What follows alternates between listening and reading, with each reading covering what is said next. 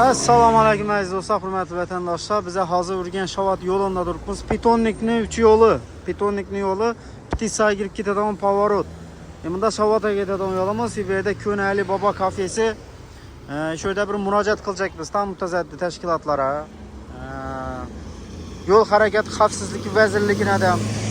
Yo'lning probkasini ko'rib tursiz. Xalqdan bizlere ko'p murojaat chiqadi, tushadi.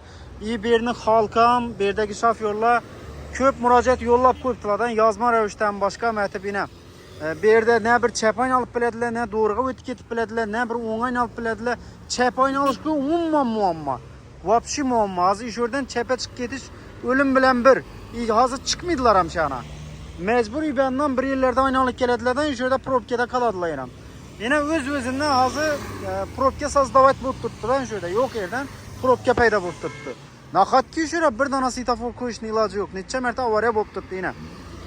Zo'rg'a aynaldi onu emelledi. Nahotki şöyle bir dana svetofor qo'yib bilinmez. Şehirden necha dana svetofor almashlanib turibdi. Bir ko'na svetofor bo'lsa ham şöyle qo'yish kerakdan. Eng opasın yerlerinden biri yo'lni. Sen bir yerde hazır tarixiy adam eğer qararroq adam chiqadigan bo'lsa, ishda qolib ketadi, vobshe probka bo'ladi.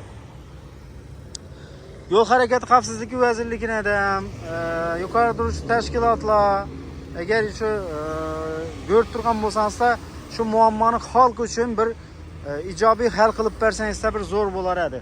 Yine ne deyam mashin ko'p. Göz düyməsini xalqımız bayıb turtdu.